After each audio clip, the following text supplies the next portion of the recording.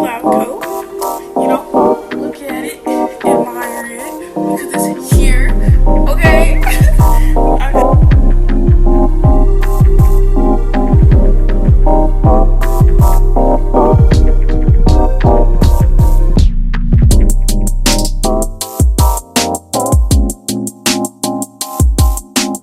Hi guys, so today is gonna be start to my pre-med series. If you look at my banner on my channel, one of the many subjects that I will be covering throughout this channel and throughout the duration of my YouTube years, you know, hopefully it's pretty long, famous years, but it's supposed to be pre-medical because I'm a pre-med student, and one of my goals is to eventually inspire other pre-med students out there who might not know what they need to do in order to become the doctor they want to be, you know, because when I first started at FAU, you know, I came as a first-time in college student, but I did do enrollment and I was already considered like a sophomore, about to be a junior, like my first semester. And I didn't, like, I knew like I needed good grades, but I didn't really know all the extra things that I needed in order for me to get into medical school, because, you know, it's super competitive these days. Like, you know, like now I'd be scared. I still be scared with all the things that I have under my belt right now. So like, it was not only until I joined like pre-health clubs and I had like this SLS class that I was forced to be in, but the instructor, she's a part of the pre-health office at FAU, and she kind of really put it in perspective for me. Like, you have to do a lot of things.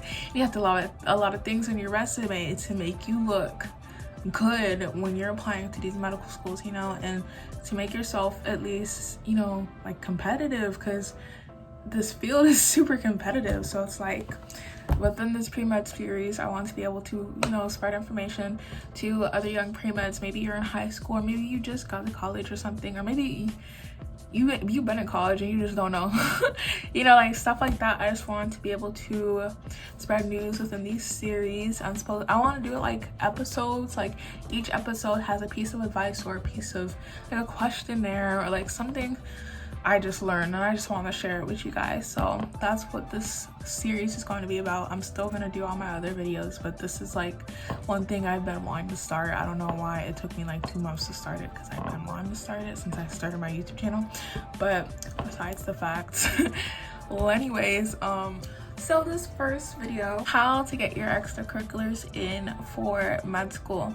So like I said, I went to community college as a dual enrollment student, so I was still in high school. I was just, you know, doing it while I was in high school. It counted as my last year of high school. I did full-time over at community college, and I was still involved heavily at my high school. Like, I was on student ambassadors, student council, I don't know why I had this pencil in my hand,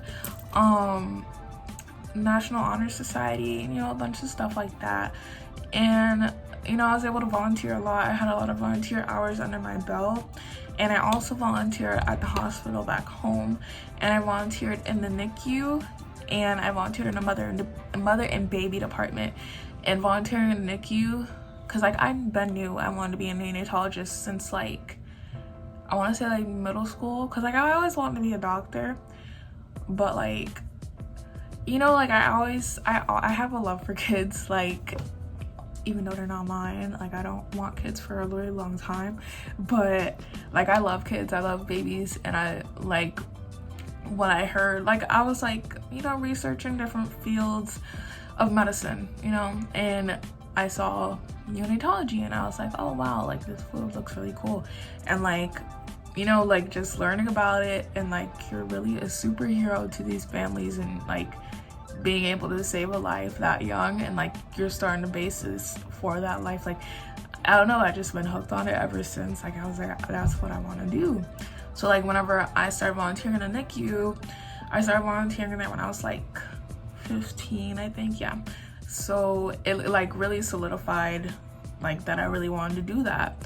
And like, even if I end up not doing it, I'm probably gonna do something with kids, like pediatrics, or maybe like fetal surgery or something. Like, I don't know, I just really love like the aspect of working and saving little lives. But yeah, so I always knew that I wanted to be one. So when I did dual enrollment, you know, not to knock my counselors, because they were great. It's just like they weren't really helpful in like helping me choose classes for the major that I knew I wanted. I know I wanted to be a biology major. So when I applied to colleges, I applied as a biology major, and then when I got there, you know, a couple of my classes from dual enrollment didn't count, but the majority of them did. So I started, my first semester was a summer semester, and I didn't know anybody. All I knew was my roommates, and I was just kind of scared of everyone. So I was just like, you know, I just went to class and I went back to my dorm. And then if my roommates want to take me out, then I'll go out. But then I got in a relationship, so then I did shit then. But after that, I didn't really do anything extracurricular wise. And it was until that fall, like the next semester, I was like, okay, well, let me join, like, let me see what these pre-health clubs are about, because like maybe I should join a club, you know? And one of the first clubs I joined was one of the clubs that I'm on e-board for right now. And that really opened my eyes. Besides my instructor for the SLS class, that kind of really opened my eyes in saying that you need a lot of stuff for med school. And one of those things is extracurriculars. And like I said, that is what I'm going to be talking to you guys about today. So I know that finding volunteer hours and shadowing, not volunteer hours compared to shadowing, sis, so hard. But like volunteering, especially with like health related clubs, you know, it's really easy to find that if you join a club, basically. But like within those clubs, I've networked with people who have put me on to other opportunities, to physicians that I've shadowed recently, or like more so in 2019 and stuff. Like it was because of people that were in those clubs that were so kind to like let me know, like, this person does shadowing, maybe you should reach out to them. Or another club that I joined, like they had resources available so students could sign up and shadow those doctors. Like they already had a whole schedule set up to talk to those doctors. So it's like shadowing hours, I feel like it depends what school you apply to on how much you need, but it is super hard to find. It's just like, you know, especially as a first generation student, it's not like you really know a doctor.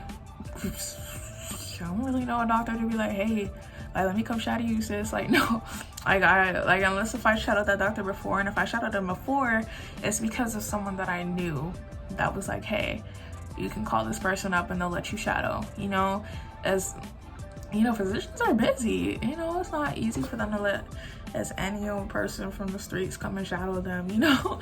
Like, it's hard to find those type of opportunities. So it's like, the more that you network and find people, or if you find an organization or even a class, because I know my school, they offer a class where you can get shadowing opportunities. Like, it's a shadowing class, like they give you doctors to shadow, and it's like being able to get those hours and keep them recorded, because it's extremely important. Like, I haven't been through the application process yet. Like, nah, I'm waiting until next year.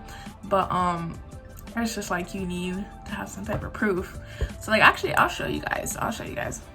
Okay, so like for me, okay, this is like my most recent two. I have another one, but I can't find it. But yeah, it's okay. I made it on my own, and I don't want you guys to see the names, but basically I wrote yoga and shadowing log, and then I put the physician's name, the date, the location, the overview of, like, you know, what happened during it. Like, who did you see? What type of patients did you see? What did y'all do? Like, I made sure to do that, and I put questions, like questions that I already asked a physician, or questions that I thought about on the ride home or something, you know, just to keep it interesting and engaging, and like to make it seem that you learned something, because evidently that's what you came to do. You came to learn about whatever field that you're shadowing, and to see, like, do you think you can do this for the rest of your life? Because med schools want to see that.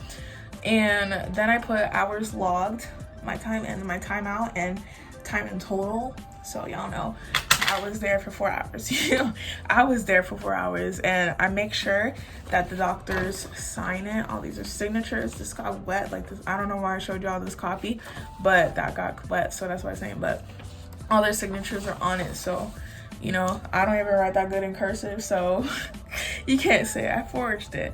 But yeah, just making sure that you have a log, so like when it is time to apply for medical school, you already have an idea of what fields you've already shadowed. Like I've always been told not to shadow just one field of medicine, so I make sure to shadow a lot. I've shadowed podiatrists, I've shadowed chiropractors. Well, I had a whole internship for chiropractor, but I've shadowed family medicine, neurology, stuff like that. So like making sure you keep your interests wide open, and yeah, and making sure that you have a log so you know how many hours you did. I feel like that's one of the most important points to make, that you know how many hours you did while you were in undergrad, while you had your gap year, whatever you choose to do. You know, just have that type of proof with you if you bring it to your interviews. But yeah, I'd say like out of all of the extracurriculars that you need, because shadowing is kind of something that you need, because I'm pretty sure med schools don't want someone that hasn't shadowed and they're like, yeah, I want to go to med school. Cause I feel like they're thinking you're wasting my time. Like, you haven't even seen the field that you're trying to go into, you know? And there's someone else who wants the same exact spot, who has done more and who has taken the time out of their day to go shadow these physicians and to be able to go find clinical experiences and actually do them and put in the work. So, you know, make sure that you have that. And since I mentioned internships earlier, let me just get into that. Last semester, the whole semester long, I did a full-time internship at a chiropractor's office, and it was like my first experience, like, you know, being in a private doctor's office and being like, you know, one of the staff, quote unquote. Even though I didn't get paid, you know, I was able to see like the dynamic of a doctor's office and how it is ran, and how, you know, like the role I play, like I was actually able to perform like physical, we call them physical, like what do you call? I don't know why it was so hard for me to say that word.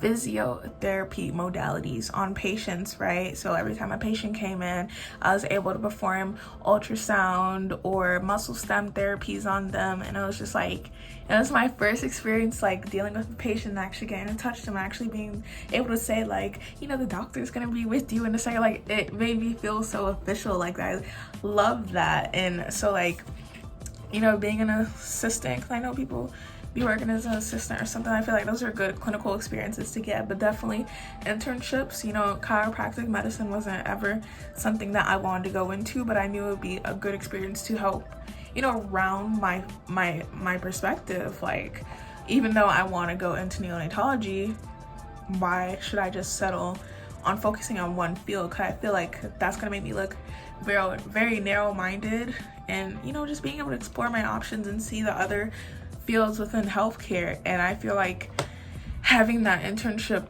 was able to do that for me. I was able to do that by, it widened my experiences. It widened what else do I see in the world of healthcare, and do I like it or not. And like, I like the internship, but it also solidified my opinion that I wouldn't want to do that as a career choice. But it was a great internship. I feel like I learned a lot.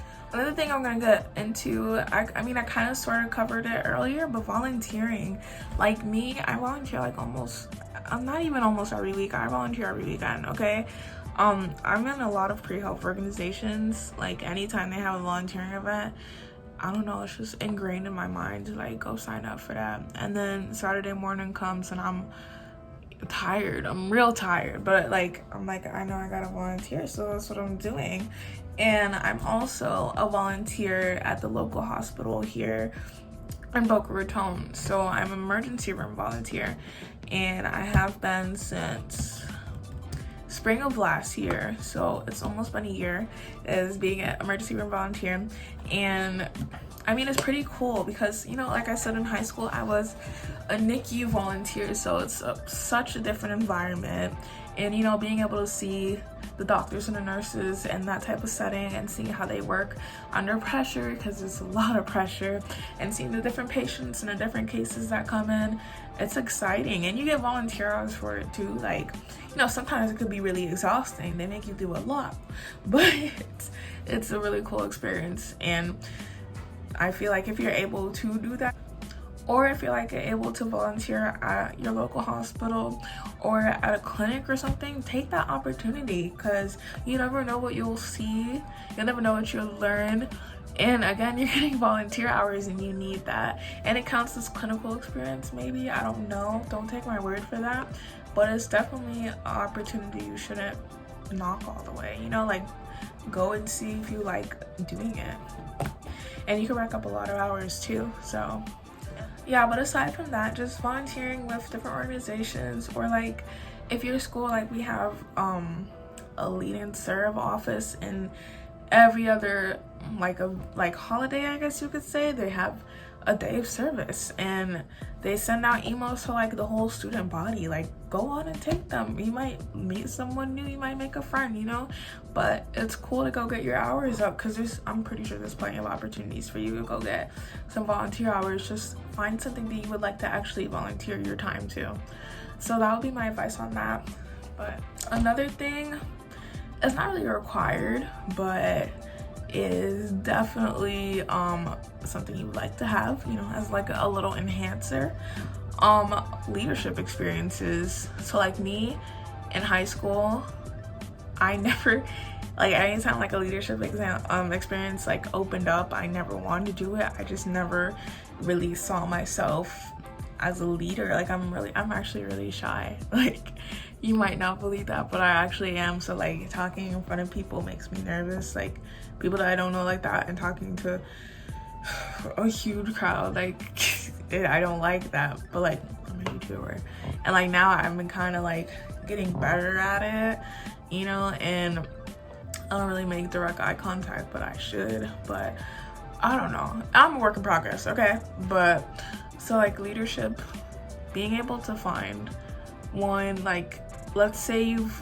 been with a club for a while now, like you've been volunteering in the show, all their events and stuff, they have a leadership position open that you actually would not mind trying out. Go out for it, go get that interview, go get that position, you know, because first of all, it will look good.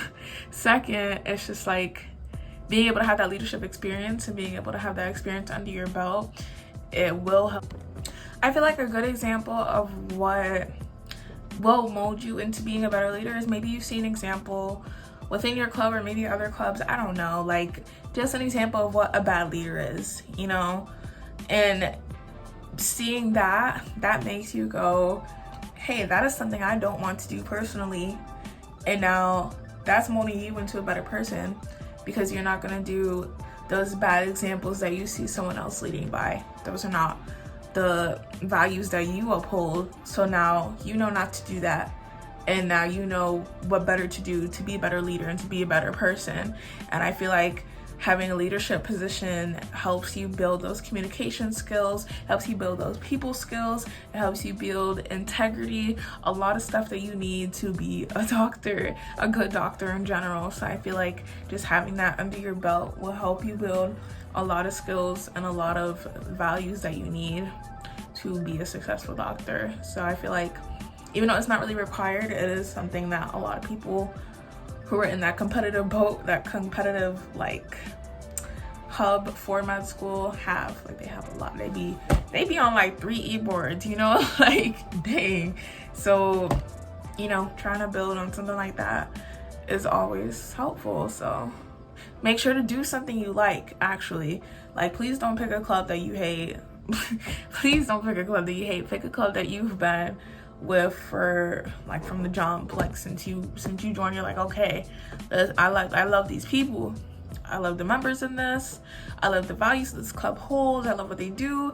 So now they have an e-board position opened up, so let me go and try to go for it. That's what you should do. Don't join a club just because they have something open. That's not what you should be doing.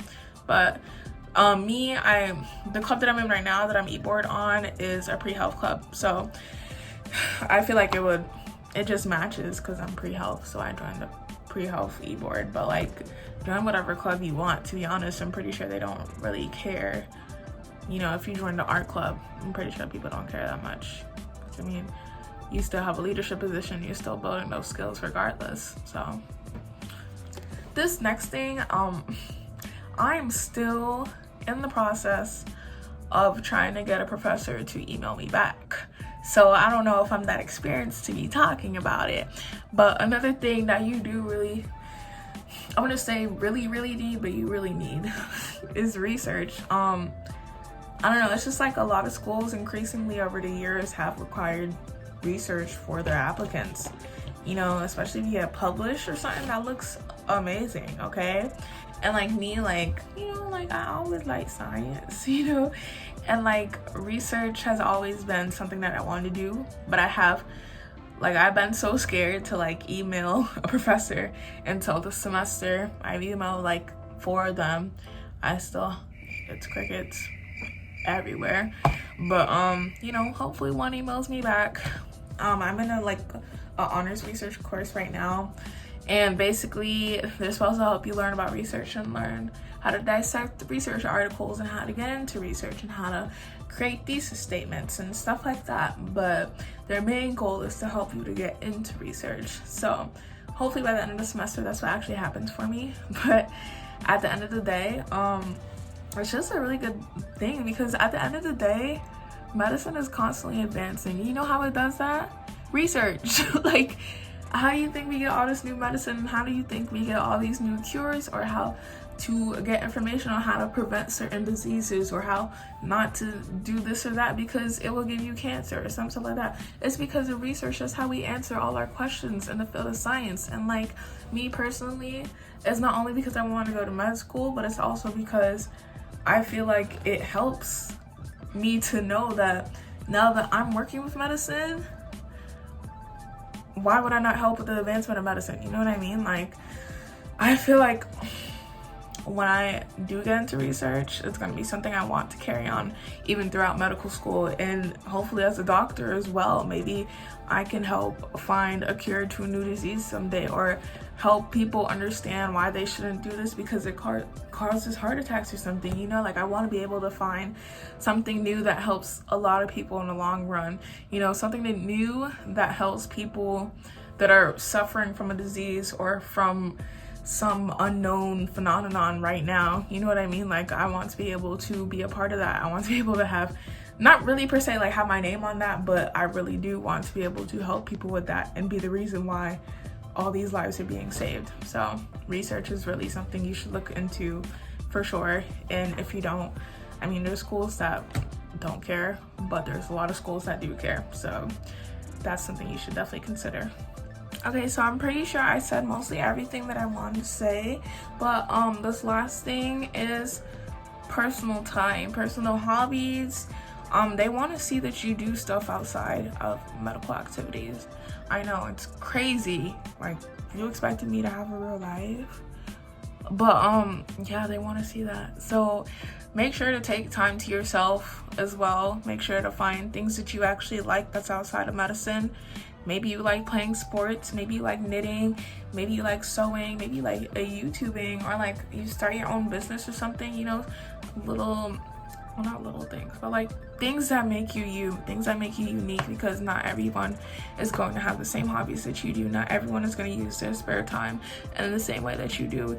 And like as a pre-med student, it's like everything is so like time consuming and you don't have time to do a lot of things. But when you do have time to do something, instead of sleeping and instead of binge watching Netflix, I see you, I know that you do, but it's just like, you know, have something that, like a hobby, have an activity that is like, whenever I'm alone, whenever I have time to be real with myself, this is what I like to do, and this is what makes me me.